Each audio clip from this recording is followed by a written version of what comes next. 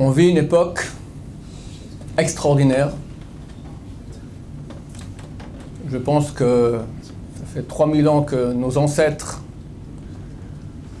ont attendu, rêvé, pensé à cette époque, et nous on a eu la chance de la vivre. On a la chance de la vivre.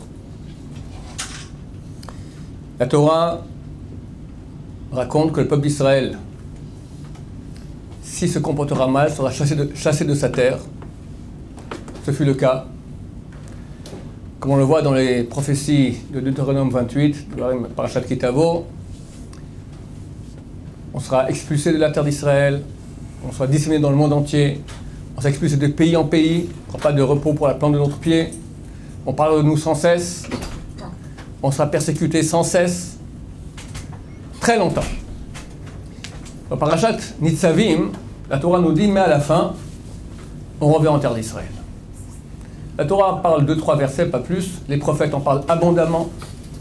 Il faut voir Yecheskel, 36, Yirmiyahu, tous les prophètes. La Torah a promis qu'un beau jour, on revient en terre d'Israël. On y est. La terre sera aride, comme ça disent les textes. Et il y a un verset dans Yecheskel 36, et Rabbi dans la Gemara, traité Sanhedrin, page 98a. Rabbi Abba a dit, tu n'as pas de signe plus clair de la fin des temps, que nous sommes déjà à la fin du parcours, ce verset de Yecheskel 36 qui dit « Et vous, montagne d'Israël, portez votre fruit, portez vos frondaisons pour mon peuple qui est prêt de revenir. » Lorsque le peuple d'Israël, lorsque la terre d'Israël va donner ses fruits de façon abondante, ça signifie que la fin est proche. La terre sait que le peuple va bientôt revenir, elle donne ses fruits. Puis, de là, je donne de liste.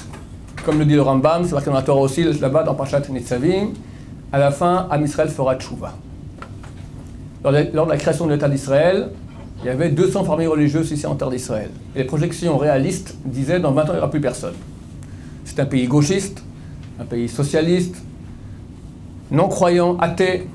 Le fait qu'il y ait maintenant des millions de juifs dans le monde et en Israël qui font tchouva, c'est absolument extraordinaire. Et moi, c'est mon métier. Je peux vous dire, on voit des gens, aujourd'hui quelqu'un est venu, un ancien élève est venu me voir, il me dit j'ai un cousin, moi qui vient d'arriver à l'Yeshiva, il me dit, vous ne pouvez pas imaginer à quel point il était loin. Et tout coup il se réveille comme ça, il vient. C'est extraordinaire, c'est un miracle, le miracle des miracles à mon avis. Donc l'éclair, nous nous plaçons maintenant dans une phase de fin des temps. Notre ancêtre, le premier, s'appelait Abraham Avinu. Et Dieu décide de conclure l'alliance avec lui, sa descendance, on appelle cela l'alliance des morceaux, Ben Abtarim. Il a coupé des animaux, des morceaux comme ça, il est passé entre les morceaux. Et dans la Torah, on ne raconte que ce moment, lorsque Dieu lui dit que sa descendance sera peuple élu.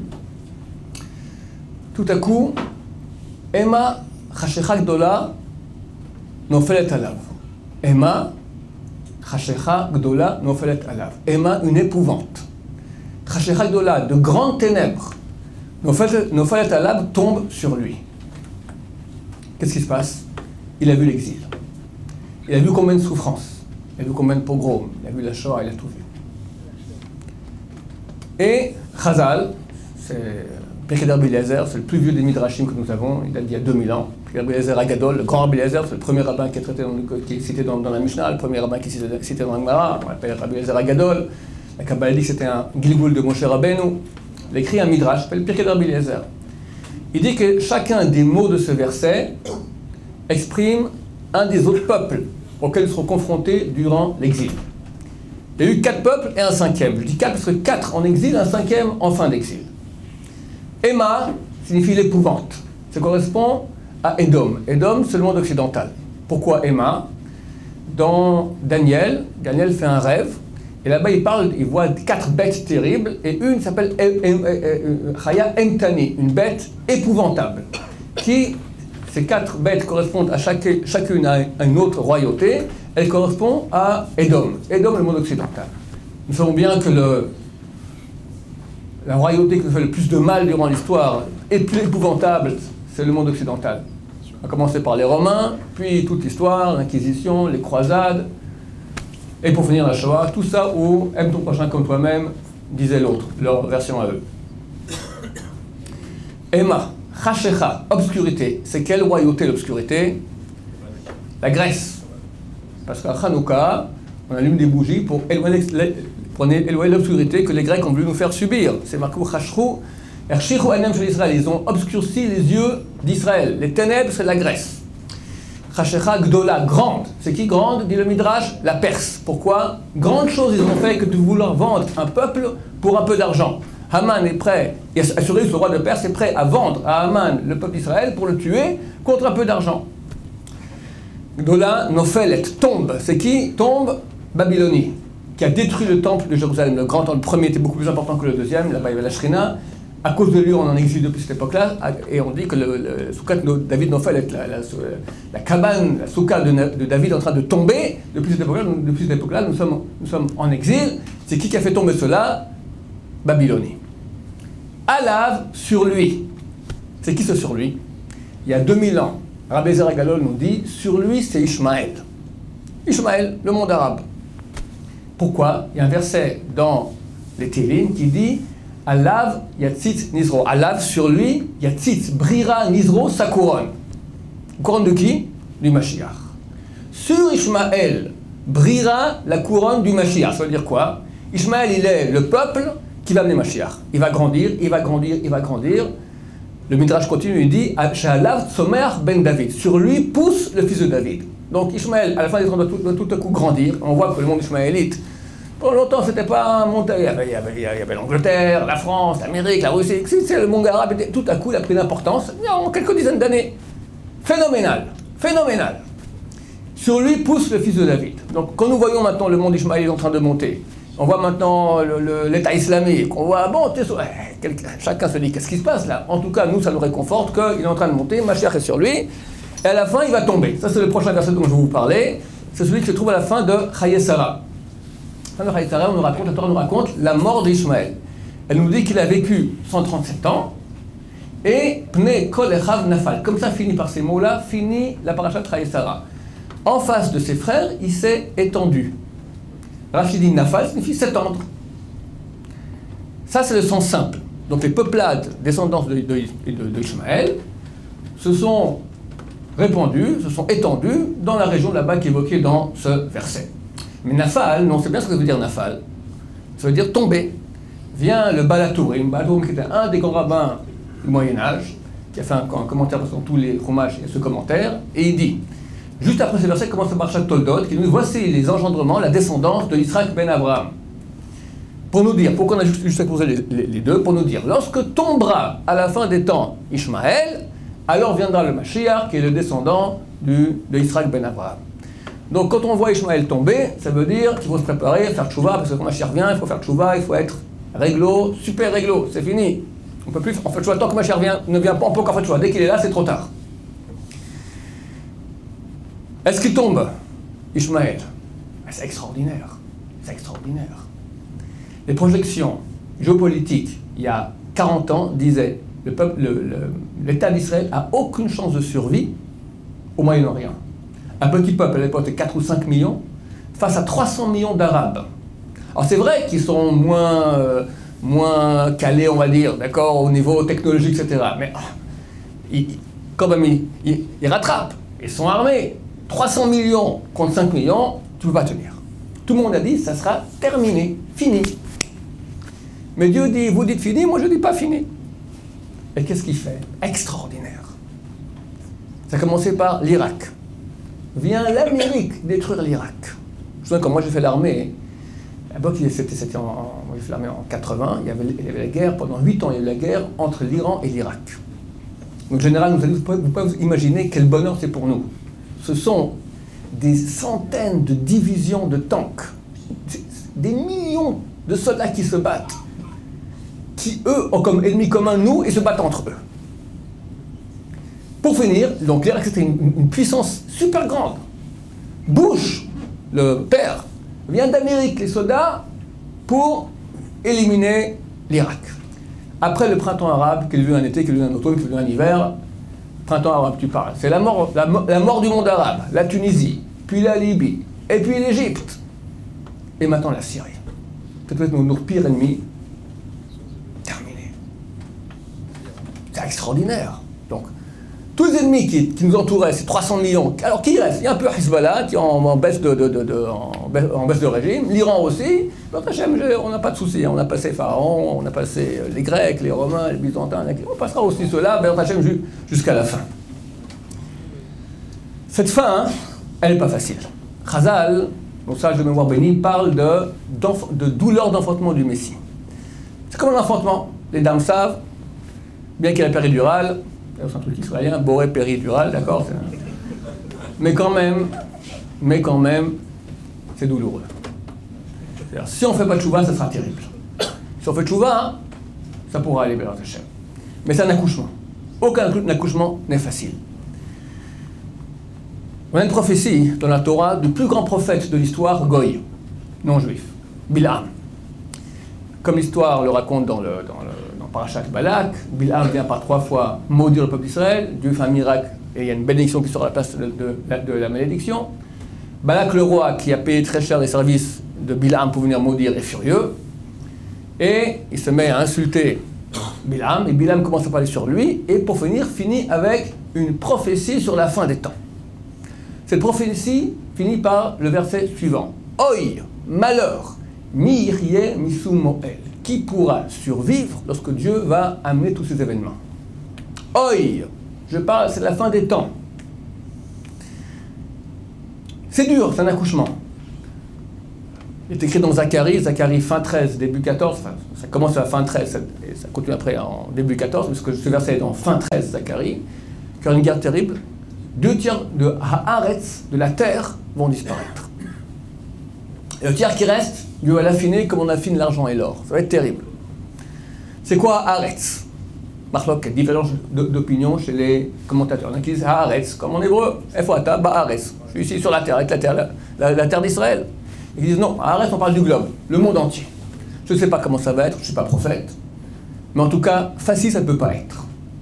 Oi mi yirye sumoel. De nouveau, le Midrash Pirkei Rabbi Eliezer. Ce vieux Midrash datant d'il y a 2000 ans. Il va nous dire qui est à l'origine de beaucoup des souffrances qu'il y aura dans cette dernière phase de l'histoire. Le mot sumo, maître, d'accord, va mettre, s'écrit en hébreu normalement sin, vav, mem, vav. Dans la Torah, il est écrit sans le premier vav. Sin, mem, vav. On peut dire comment? Shmo. Shmo, c'est son nom.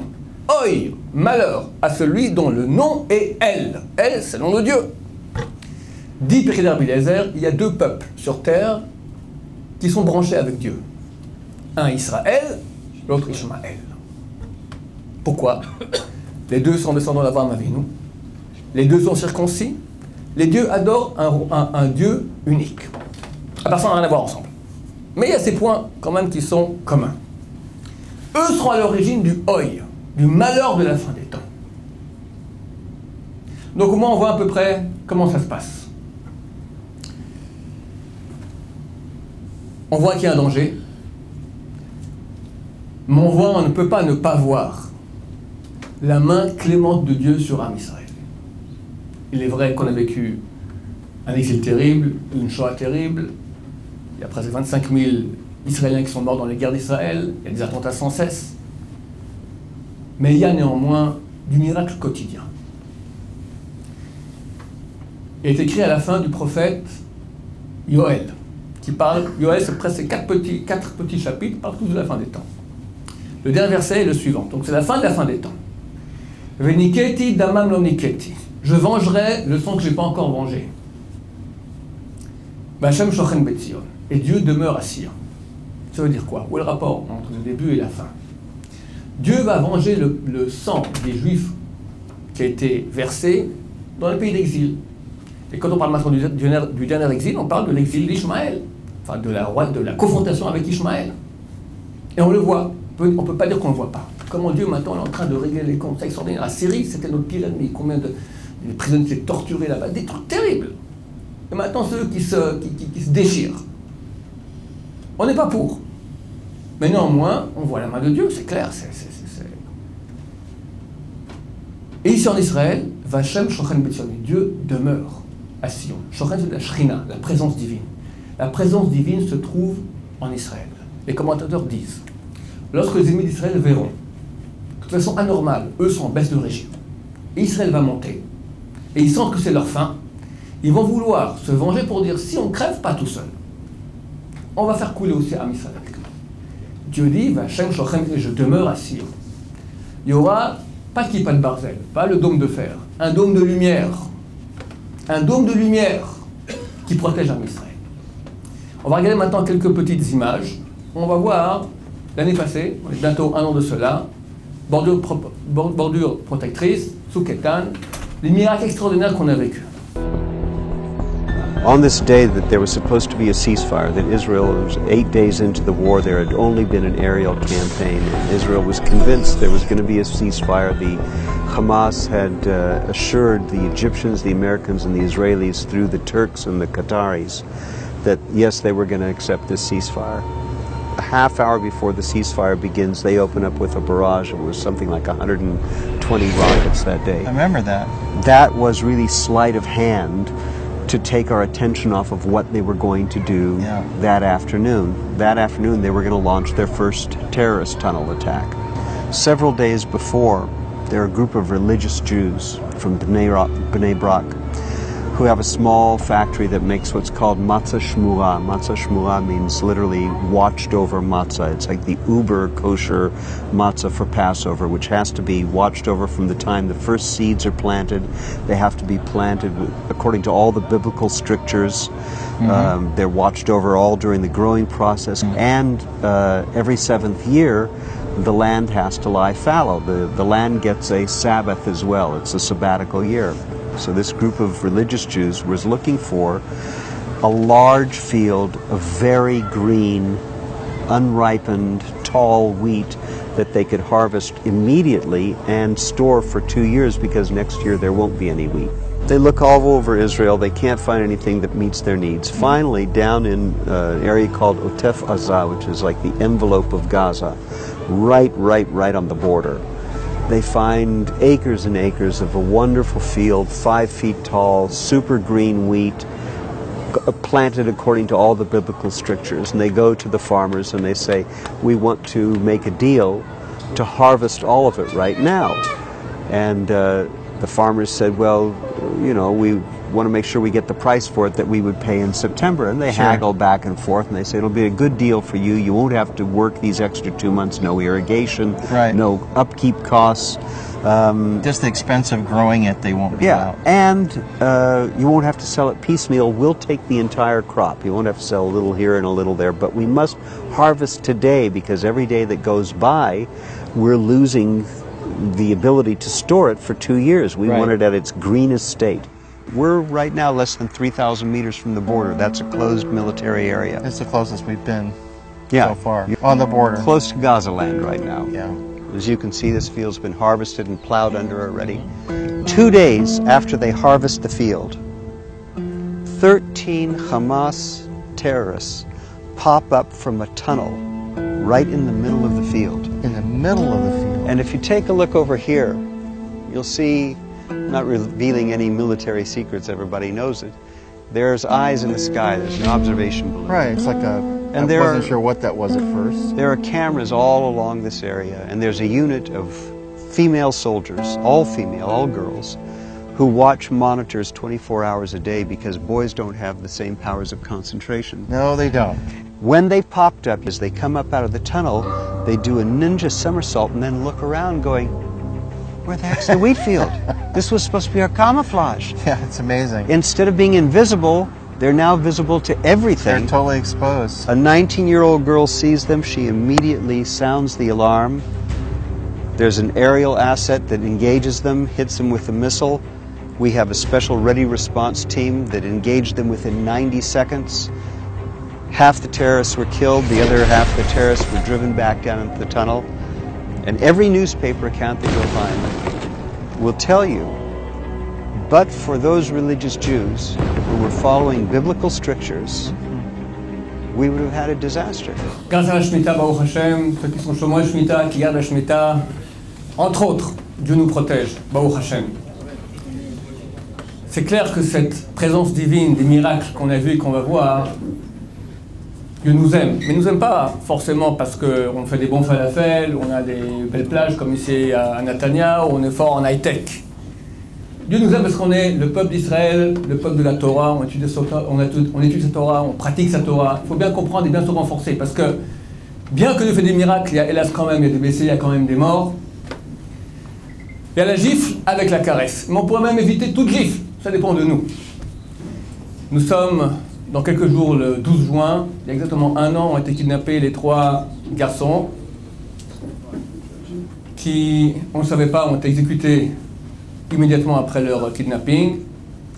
Mais néanmoins, Tsahal rentre à Hebron de façon anormale, parce qu'il n'a pas le droit normalement, d'après les accords, de rentrer à Hebron. Mais là, étant donné qu'il y a 3 kidnappés, donc on est rentré à Hebron. Et Tsahal en a profité pour arrêter beaucoup d'agents du Hamas qui étaient recherchés depuis beaucoup de temps. La réaction du Hamas, il commence à envoyer des missiles. Israël commence à bombarder. Ça commence à s'exciter de tous les côtés. À la fin, Israël commence à rentrer avec l'armée de terre à Gaza. Et là, on commence à comprendre un peu le miracle extraordinaire que Dieu nous a fait. C'est vrai, les 3 ont été kidnappés, et c'est terrible, et tués.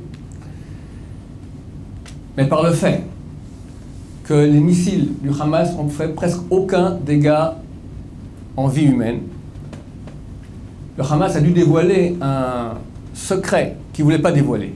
Les tunnels. 31 tunnels. On sait qu'il y en a aussi du côté du nord avec le Hezbollah, du côté du Liban. Le Hezbollah et Hamas avaient prévu de... On voit ici, voilà, un passage dans le tunnel, on voit les Arabes qui passent là-bas. Ils avaient prévu, Rosh Hashanah, donc il y a 8-9 mois, d'attaquer simultanément au nord et au sud par les tunnels. Ça aurait été une Shoah. On aurait eu au moins 2000 morts. Vous ne connaissez pas cette arme. On est pris de surprise, c'est un jour de fête, il y a forcément moins de gardes sur les frontières, ça aurait été terrible. Le Hamas, voyant qu'ils envoient des missiles, ça ne sert à rien, ils ont dévoilé leur arme secrète. On a dévoilé les tunnels, on a pu les détruire. Ça, c'est peut-être le plus grand miracle de la guerre, qui, comme je dis, on a reçu la gifle, ces 3 qui ont été assassinés, mais Baruch Hashem, on a sauvé 2000. Tsahal rentre dans Gaza, et là aussi des miracles extraordinaires. Gaza, le Hamas nous attend. Chaque maison là-bas, c'est une forteresse. Des pièges, des bombes, des mines, des tunnels. On rentre d'un terrain inconnu. Normalement, on doit avoir des pertes énormes.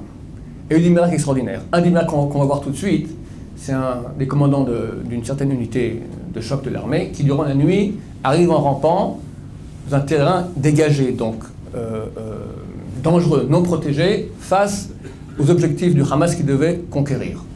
Maintenant, au petit matin, ils devaient attaquer, mais en attendant, il y avait d'autres bataillons qui devaient venir en ripouille, comment on dit ça en ripouille, en protection par l'arrière. Donc eux tirent de l'arrière et eux peuvent avancer et attaquer. Alors ils ont pris position dans le terrain dévoilé dangereux, et les bataillons de protection qui devaient venir derrière ne sont pas arrivés. Problème de coordination.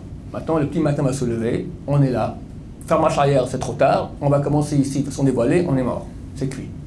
Qu'est-ce qui s'est passé? On est au mois de juillet. Vous êtes de la région. Il y a eu un brouillard épais, comme on ne voit jamais. On voit du brouillard encore, et de temps en temps. Hein. Gaza, c'est comme Netanya, c'est le bord de la mer. De temps en temps, au mois de décembre, au mois de janvier. En plein juillet, un brouillard épais qui s'installe sur tout le champ où nos soldats étaient cachés. En attendant, les bataillons de ripouille de protection ont pu venir et ils ont pu attaquer. Voici les commentaires du soldat. הגענו לשטח היערכות 100 מטר מקו ההתקפה, לא רואים את הבתים. ברוך השם, זה פשוט נס, 1.5 שעות של ערפל. אנחנו בתוך שטח השמדה באיחור 1.5 שעות להתקפה. אם לא היה את הערפל הזה, זה היה מתחיל מאוד קשה. בדרך כלל בדברים כאלה במלחמה, שאתה מתחיל לקום, קשה מאוד ליישר את זה. ברוך השם, זה היה ממש נס. Donc le commandant qui est non religieux comme on le voit dit Mamash Nes, vraiment un miracle. Le 8 juillet, Tsahal rentre dans Gaza. Du 8 juillet au 5 août, dans toute la période où l'armée israélienne se trouve à Gaza, il y a les duels entre l'armée israélienne et les missiles. Les missiles sans cesse, missiles. Hamas a envoyé 3360 missiles, environ 50 000 kilos d'explosifs. C'est inimaginable. Combien de morts à la fin de la guerre? Dans cette période-là, il y a eu des morts aussi après et aussi avant. Mais durant la période où on est rentré à Gaza, là, toutes les mères du peuple juif, même les non-religieux, sont mises à prier. Même, je crois que Lapid, il a pris un télim, il a dit un peu dedans. Même lui. D'accord? C'est-à-dire, tout le monde. Dieu entend les prières. Dieu entend les prières. C'était miraculeux. Il y a eu 0 mort. Un seul Thaïlandais, qui ne comprenait pas très bien l'hébreu, il n'a pas voulu écouter les clauses de sécurité, et il est mort. Sinon, à part ça, 0 mort. 50 000 kilos d'explosifs envoyés.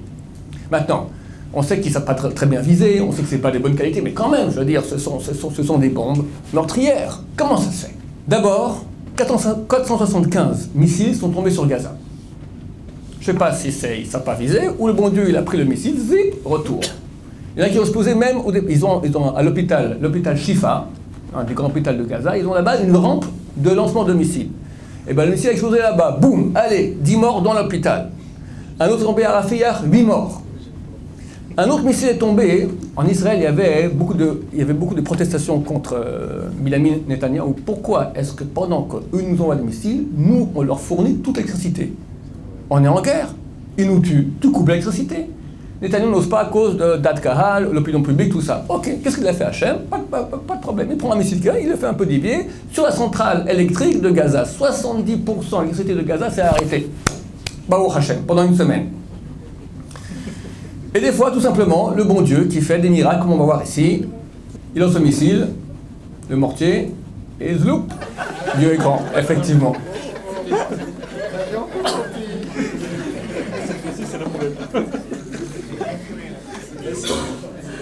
C'était à Gaza. 224 missiles n'ont tout simplement pas explosé. On verra des photos dans quelques minutes, même des films, on voit comment le missile tombe, il n'explose pas. 224, c'est quand même bon, 360 missiles, 224 n'ont pas explosé. Et que 584, je précise que, parce qu'on croit que tous les missiles ont été interceptés par le dôme de fer, que 584 ont été interceptés par le dôme de fer, par Kippat Barzel. Et là, on va voir maintenant le colonel Barak, qui est donc le responsable du projet Dôme de Fer, qui va parler, qui va dire comment est-ce qu'on a réussi à faire un projet aussi réussi. מה שהמערכת הזאת עושה בעיקרון, היא אוספת את המידע ממה שקורה מסביב, משערכת את המסלול ורואה שהאיום אמור לפגוע או עלול לפגוע באזור המוגן, ומפתחת למעשה מאות תוכניות יירוט. ואני נכחתי בדיונים האלה, אמרו לנו זה לא יעבוד בחיים. זה לא יעבוד בחיים מהרבה סיבות. כמעט כל אחד מהמרכיבים הסבירו לנו באותו ומפתים לנו באמת עושה. זה הקדוש. כדי שיהיה ברור לכולם שמאת השם הייתה זאת, סיבה שאני מזכיר את זה, ושלא נחשוב שכיפת ברזל עשתה משהו, צריך לשים את הכל בפרופורציה. Ma'et Hashem Haïtazot, de Dieu cela est venu. Normalement, les Américains ont dit, ça n'a aucune chance de tenir votre truc. Et Baruch Hashem, ça marche. Il ne faut pas croire qu'on a été sauvé que par ça. Comme je dis, que 584 sur 3360 missiles. Donc il reste encore 2077 missiles qui ont été envoyés, qui ont explosé, et 0 mort. Un missile, comme ça est tombé en Égypte, il a fait 22 morts. Un missile. 2077 missiles en Israël, 0 mort. Alors comment ça se fait? Ben, ils visent pas très bien, et ils visent sur la région de Tel Aviv. Il n'y en a pas beaucoup, mais il y en a quelques-uns, des terrains vagues, et chaque fois ils tombent dans un terrain vague. C'est ce qu'il faut dire. Je veux dire, c'est pas normal. Hein, il y a 2-3 terrains vagues, tous les 2077 missiles sont dans les terrains vagues. Quand même bizarre. עוד לפני שהיה לנו את טכנולוגיית כיפת ברזל, וכל טיל שלהם פוגע ממש בול, בשטח פתוח. ארץ ישראל היא ארץ קטנה וצפופה. הערים מיושבות במיליוני אנשים, נשים וטף. אזור גוש דן, בקושי אפשר להכניס שם מחט. מרוב הצפיפות, מחירי הדירות מאמירים. דירה בתל אביב כבר יותר יקרה מדירה במנהטן. אבל הקדוש ברוך הוא, אין לו בעיה. הוא רק עושה פור קטן, והטילים זזים הצידה, לשטחים פתוחים. Ça c'est dans les terrains vagues. Mais pas tous sont dans les terrains vagues, beaucoup sont tombés dans les habitations, dans les stations d'essence, dans les endroits extrêmement dangereux. Et néanmoins, comme j'ai dit, miracle sur miracle sur miracle. On va maintenant voir cette vidéo qui va nous montrer une petite partie de ces miracles. Et je vous dis, il faut remercier Hachem. בבניין הזה שמאחוריי הייתה פגיעה ישירה מהקומה התשיעית לשמינית. כל הדיירים שבבניין הזה אין להם ממ"ד בגלל שזו בנייה ישנה. פגיעה ישירה בבניין בין 8 קומות, רק בנס איש מיושביו לא נפגע, הרס כבד בקומות העליונות. פגיעה ישירה בבית מגורים, הרס רב ונפגעי חרדה. זה נס, פשוט נס, אין איך רואות, אין מה להציל. טיל הגראד פגע ישירות כאן, במרפסת של אורי, טבול. הכנתי אוכל, בישלתי קצת, ולא יודע למה עליתי לאכול מול המחשב. 2 דקות, דקה אולי לפני הייתי במטבח. זה מזל, זה מזל. הרקטה התפוצצה כאן במקום הומה מאדם ומכוניות חולפות. בדרך נס איש לא נפגע, אבל נגרם נזק סביבתי. 1 בצהריים מטח שני, גם כאן פגיעה סמוך לכמה בתים עם נזק ברכוש בלבד. אז הגיע השלישי, שוב פגיעה בבית, שוב למרבה המזל אין נפגעים. 12:30 אשקלון, אזעקה מפלחת שוב את האוויר, הרחובות כמעט ריקים, אבל שימו לב לאיש הזה. הוא מסרב להתרגש וממשיך לצעוד לאט כאילו אינו שומע, רק כמה שניות מפרידות בין מוות בטוח לנס. רגע אחרי הפיצוץ האיש נעלם מהתמונה, כמה שניות אחר כך כבר מגיעים הסקרנים, ביניהם גם זה שניצל. היום הייתי בצעדים ממוות 4 שניות, זה מה שזכור לי במוח נראה לי. אבל הנה אבא שבשמיים, השאיר אותי עומד, ברוך הוא בעצמו על הרגליים. גם המקרה הזה נגמר בנס. באותו הזמן בדיוק פוגעת רקטת גראד נוספת פגיעה ישירה במפעל, שלמרבה המזל היה סגור. 5 דקות לאחר מכן שוב כמו אתמול בבאר שבע מתפוצצת רקטה בכביש ראשי. הפעם רק במזל היא מפספסת במטרים ספורים כלי רכב חולפים, וזה מגיע לאחר שהבוקר פגע רקטת קסאם פגיעה ישירה במחסן במועצה האזורית אשכול. כמה זמן המזל יחזיק לנו? דקה לפני תום ההפוגה ההומניטרית, חמאס מרחיב את הירי, מטחי אש לעבר כל יישובי הדרום. בשעה 4, חשש לחדירת מחבלים באזור אשכול, כוחות הביטחון הוקפצו וכבישים נחסמו. מבצע צוק איתן, מלחמה קשה שנכנסנו אליה בעל כורחנו. וזה עצמו נס גדול. ברגע שחיילינו נכנסו לעזה, הם גילו עשרות מנהרות תופת שדרכם תכננו המרצחים טרור בסדר גודל של שואה חס ושלום. הקדוש ברוך הוא הכניס אותנו בעל כורחנו למלחמה הזאת, ועם זאת, עם כל הבלגן, הוא ממשיך עם הניסים והנפלאות. פלטים נפלו פה ברצפה זה מה שנשבר, ירד מלמעלה לפה. באמת זה חסדי של מה שקרה פה, ראינו את זה חי, ממש מטר מאיתנו, החדר ממד, אני לא יודע אם זה היה עוזר, החדר ממד, מהחתיכה שנפלה פה. ממש סייעתא דשמיא. בלוני גז פה גם באזור, ממש, הקדוש ברוך הוא שמר עלינו, וצריך להגיד לו, אבא תודה רבה. פתאום אני שומע שובל של אש יורד מהשמיים, והיה בן אחי לידי, בגיל 9, היה לידי. אני רואה את האדון הנכבד הזה, את מעניים, זורק את הילד, האחיין שלו, ובורח מהטיל ממש שהיסס אותו ברבע שנייה. שנייה אחת ניצלנו מהאבנים. אז אנחנו נמצאים כאן באשקלון, בבית משפחת כהן שנפגע בבוקר מטיל גראד שפגע ישירות בבית. יש כאן נזק עצום, אבל הנס הגדול הוא שבני המשפחה שהיו באותה שעה בבית לא נפגעו. כאן בעמדת השידור ראש עיריית אשקלון איתמר שמעוני. הבית, מעבר לזה שהבית נפגע, גם יש פה תחנת הסעה שניזוקה. כן, סמוך 5 מטרים מהבית, תחנת הסעה שאמורה להסיע בכל בוקר כ-200 ילדים מצטופפים פה. אני לא רוצה לחשוב על התסריט הזה או התרחיש הזה שהטיל הזה נופל שילדים עומדים פה. באר שבע, רקטה נפלה במגרש כדורגל בדיוק מספר דקות לאחר שקבוצה גדולה של נערים ששיחקו שם החליטו להחליף מקום. ועוד בבאר שבע, רקטה נפלה בדיוק ליד בלון גז, ובנס הוא לא התפוצץ. שער הנגב, טיל פגע פגיעה ישירה בבית משפחה שיצא יום קודם לנופש קצר במרכז. הרקטה פגעה ישירות בחדר של הילדות הקטנות. המועצה האזורית אשכול, פגיעה ישירה של רקטה שפערה אחור באמצע המטבח כמה שניות לפני שהדיירים נכנסו לשם.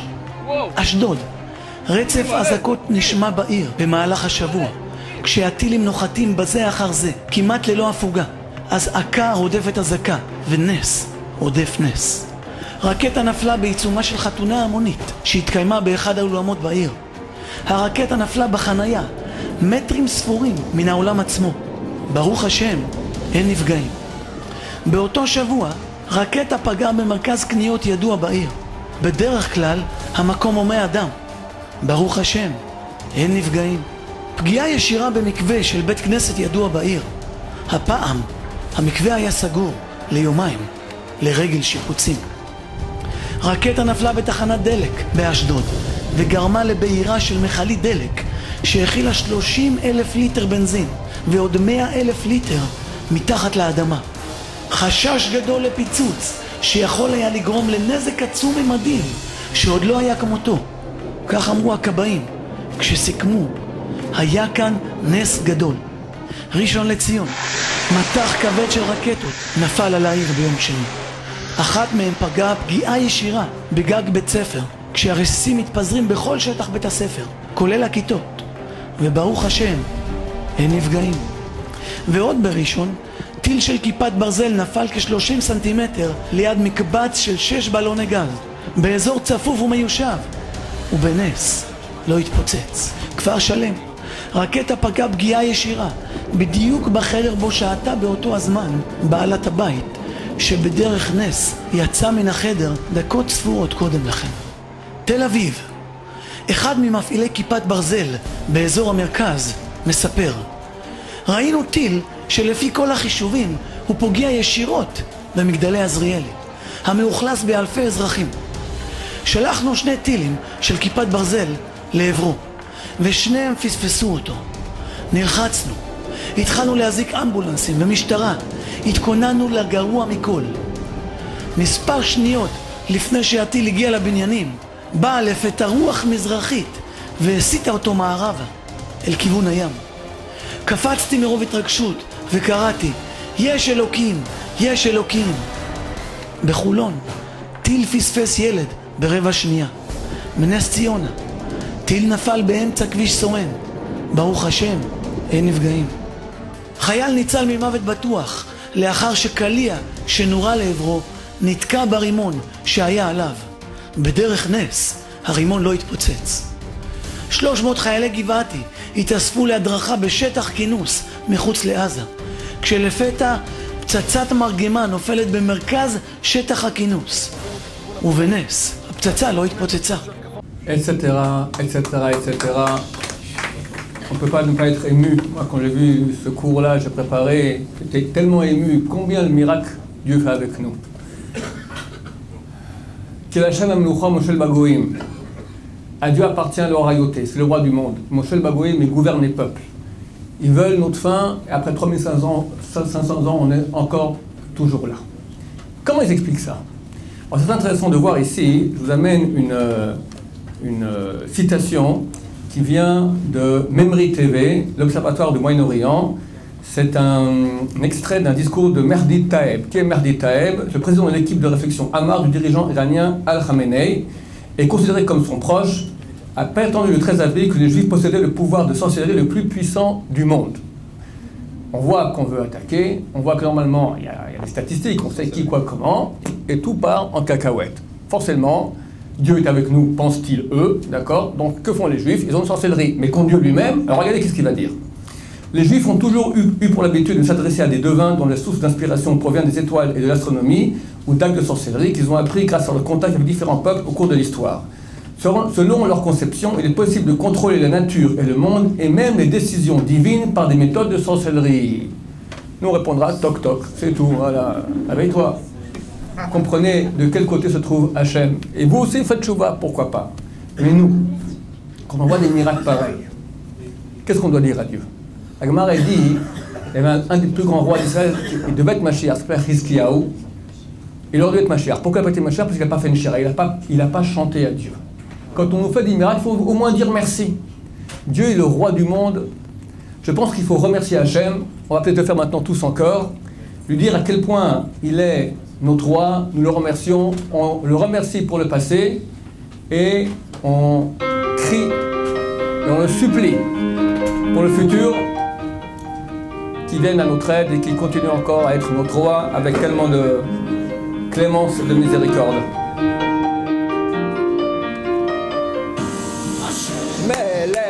Hashem Malach, Hashem Nilo, Leolam Vaed, Hashem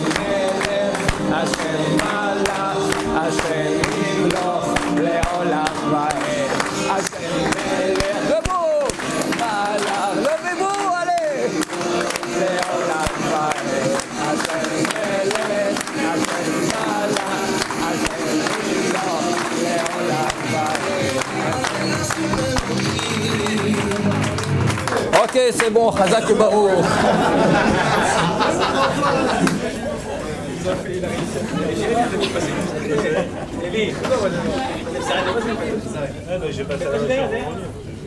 Baruch Hashem, Baruch Hashem. Je suis convaincu que dans le ciel, ils aiment beaucoup ça. Ok, messieurs, on va finir avec la suite du programme. Ce soir, je rentre à Jérusalem, c'est la suite du programme. Et dans 3 mois et demi exactement, c'est la fin de l'année. La Gemara Traité Megillah expose les raisons qui ont motivé le sens, l'ordre chronologique des brachot dans la Hamida. Magan Avraham en premier Chaya Metim, Akel HaKadosh. On arrive à la 7e bracha. Baruch Ata Hashem, Goel Israël. Béni soit-tu l'Éternel, qui sauve, amène la rédemption au peuple d'Israël, la Géoula. Pourquoi est-ce qu'on a placé cette bracha en 7e position? Répond la Gemara, parce qu'en 7e année aura lieu la Géoula. On sait qu'il y a un cycle de 7 années. 7e année, c'est l'année shabbatique. La terre doit ne pas être travaillée, les fruits ont une sainteté. Et c'est durant la 7e année que la Géoula doit arriver. La Gemara objecte que ce n'est pas possible, c'est faux, parce qu'on a un autre enseignement qui nous dit que la 7e année, il y aura une guerre. Et seulement en sortant de 7e année, Motzei Shvit, ça sera le 13 septembre au soir, cette année, 2015, on sort de la 7e année, là vient le Mashiach, dans 3 mois et demi exactement, avec l'aide de Dieu.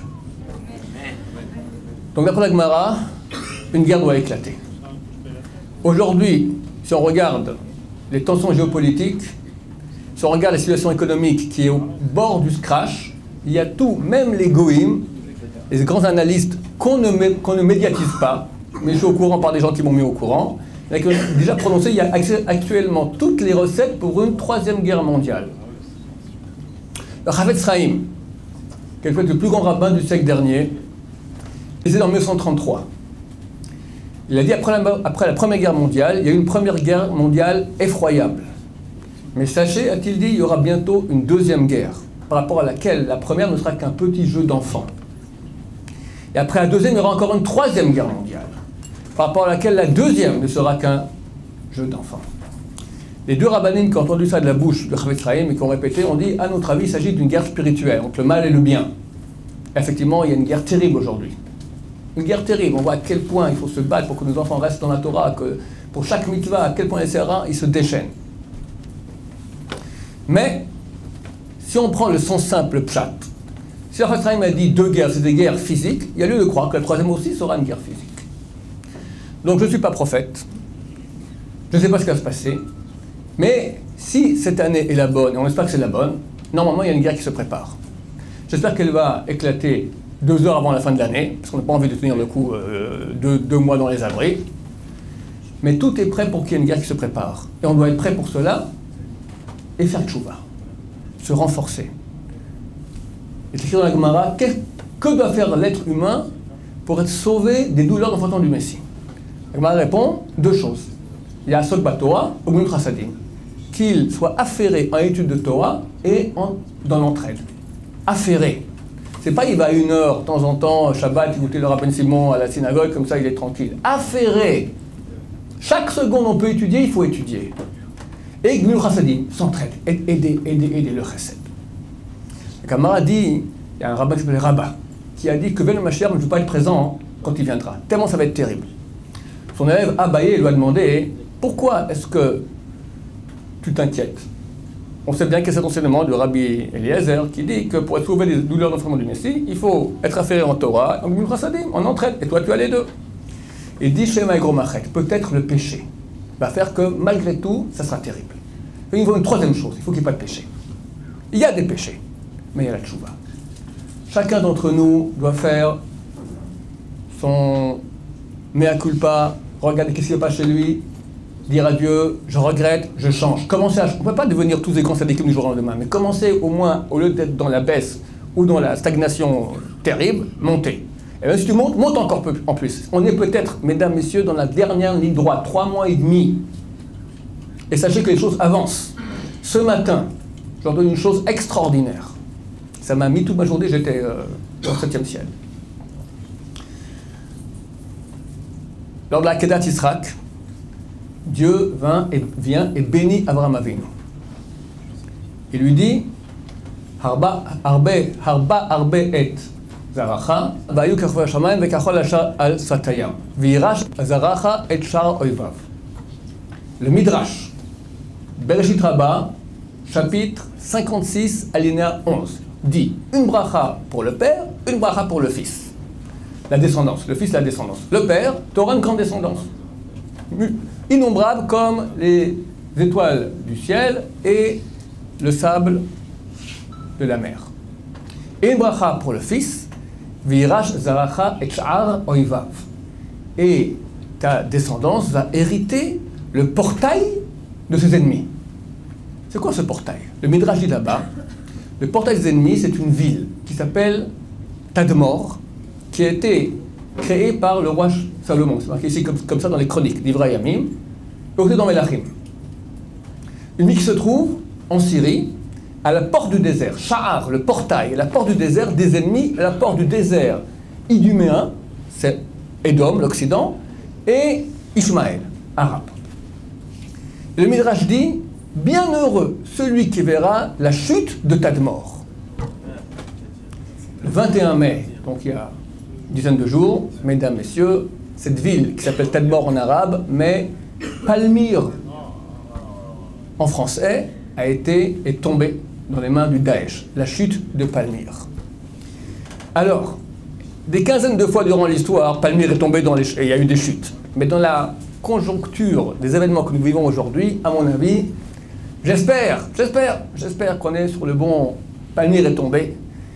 Bienheureux celui qui verra cela, mais qui méritera de voir la suite du programme. Encore une fois, je vous dis, c'est pas facile. C'est deux grands rabbins, un s'appelle Rabbah, j'en ai parlé auparavant, l'autre s'appelle Oula. On dit qu'il vient machin, je ne veux pas être présent quand ça va arriver, ça va être terrible.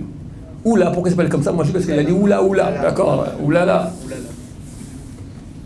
Mais si on fait tchouva, alors Dieu ne nous a pas envoyés ici pour mourir. Si on fait ceux qui ne méritent pas ne seront pas là, mais qu'on fasse partie de ceux qui méritent. L'été arrive, l'été va être chaud. Il ne faut pas que les dames se déshabillent trop, les hommes doivent faire attention à ce qui se passe dans la rue aussi avec leurs yeux. Et je ne sais pas s'il risque pas d'être chaud aussi au niveau géopolitique, les guerres, je ne sais pas. En tout cas, si jamais vous voyez que ça commence à chauffer, alors faites la tchouva d'enfer. Ça va plus que Baba Salé de vous devenir. Chaque prière, c'est une prière, chaque bracha, c'est une bracha, de l'étude de Torah sans cesse. On fait tchouva, on fait attention à ses yeux, on fait attention à la tsniout, on fait attention à tout ce qu'on fait.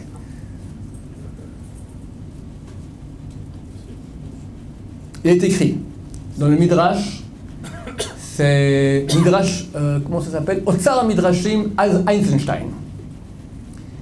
Il y a plusieurs Midrashim là-bas, il s'appelle Midrash Rabbi Shimon Bar Yochai, page 556.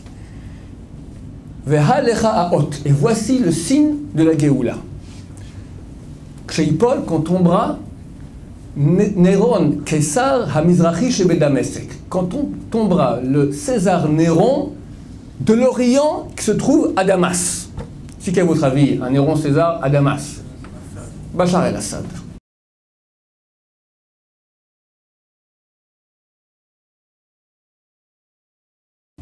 Ça commence à aller très mal là-bas. Alors quand on voit le Daesh qui prend Palmyre, quand on voit maintenant Assad qui commence à décliner, tout ça nous dit, messieurs, attention, il y a une lumière rouge qui commence à s'allumer, alarme, faites tchouva. Comment ça va se passer, je ne sais pas. Mais, quelques petits éléments supplémentaires. Il y a une Kabbalah, c'est une tradition orale qui est écrite nulle part. Mais j'ai entendu déjà il y a 30 ans quand j'étais à la Yeshiva, et elle revient sans cesse. Aujourd'hui, celui qui rappelle cela beaucoup, c'est le Rav Sternbuch, c'est le président du Bagatz, qui est un descendant du Gaon de Vilna. Il dit qu'on a une Kabbalah, une tradition du Gaon de Vilna, le génie de Vilna, un des plus grands rabbins des 5 derniers siècles, il y a 300 ans, 250 environ à Vilna, qui a dit comme ça, il a dit deux choses. Il a dit première chose, lorsque les Russes vont conquérir la Crimée, Mashiach se rapproche. Ça date d'il y a 1 an et quelques mois, donc Mashiach est très proche. Deuxième acte, lorsque des bateaux de guerre russes vont traverser le détroit du Bosphore, Istanbul, ben Israël revêtront les habits de fête pour recevoir Mashiach. Alors je ne sais pas comment ça va se passer. Comme je dis, il doit y avoir une guerre. On ne sait pas si c'est que Israël, est-ce que le monde entier, est-ce que d'abord entre eux, puis après contre nous, il y a Gog ou Magog, à la fin tous doivent venir contre nous. Normalement, Gog Magog a lieu à Sukkot. Donc, si on suit le programme bien, à la fin de l'année, Mashiach, il arrive. Après quelques jours, on est en train de 10 jours de pénitence pour faire une belle chouva, Yom Kippour en pleurs, sous les peuples qui viendront nous attaquer, c'est pendant Sukkot. Et durant la fête de Sukkot, comme ça dit Rabbeinu Hari, chaque jour de Sukkot, 1/7 de Gog Magog va disparaître. Mais ils doivent arriver quand même à Jérusalem et mourir là-bas. Ça va être terrible. C'est marqué qu'ils viennent du nord. Vous pouvez lire tout cela dans Ézéchiel chapitre 38. Comment ils viennent du nord? C'est intéressant d'ailleurs, ils viennent du nord et le roi, Gog Magog c'est quoi? C'est le roi qui s'appelle Gog du pays de Magog. Alors Gog c'est un surnom. Magog c'est le nom de son pays. Mais quel pays? Alors c'est pas marqué. C'est marqué juste qu'il vient Yarketé, ça le fond du nord. Alors au nord, c'est bien, on a tous nos meilleurs amis. T'as le Liban, la Syrie, la Turquie, l'Irak, l'Iran et la Russie. Mais le fond du nord, il semblerait que c'est la Russie. Maintenant, il y a un certain signe qui montre cela dans le verset, c'est marqué Gog, Nessi, Meshach Vetuval.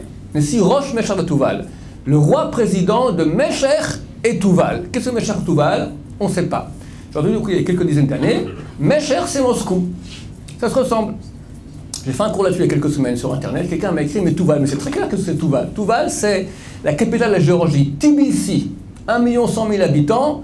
La capitale de la Géorgie. Donc on parle maintenant de la Russie. La Russie est censée arriver dans la région. Je ne sais pas encore une fois, je suis ni prophète ni fils de prophète, on ne sait pas comment cela va avoir lieu. On peut faire des projections. J'imagine que si Bachar al-Assad tombe, la Russie, sa seule implantation du Moyen-Orient, c'est la Syrie, donc elle risque de venir intervenir. Elle va dire non et oui et non. Ça commence à être le grand balagan et Mashiach vient. Et ceux qui mériteront de voir Mashiach, alors on va revêtre les habits de fête. Mais mesdames, messieurs, il faut être méritant. J'ai dit au début du cours, 2/3 de la terre vont disparaître. Et la terre, c'est aussi la terre d'Israël.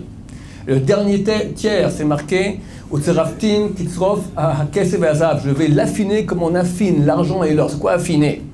Tu prends de l'argent, tu prends de l'or, des pépites, il y a des scories, il y a des saletés. Alors tu prends le karcher et donc moi je dis, qui on doit affiner? Dans le monde américain et israélien, c'est très compartimenté. T'as les froum, les noirs, puis t'as les frai, athées complètement rien du tout.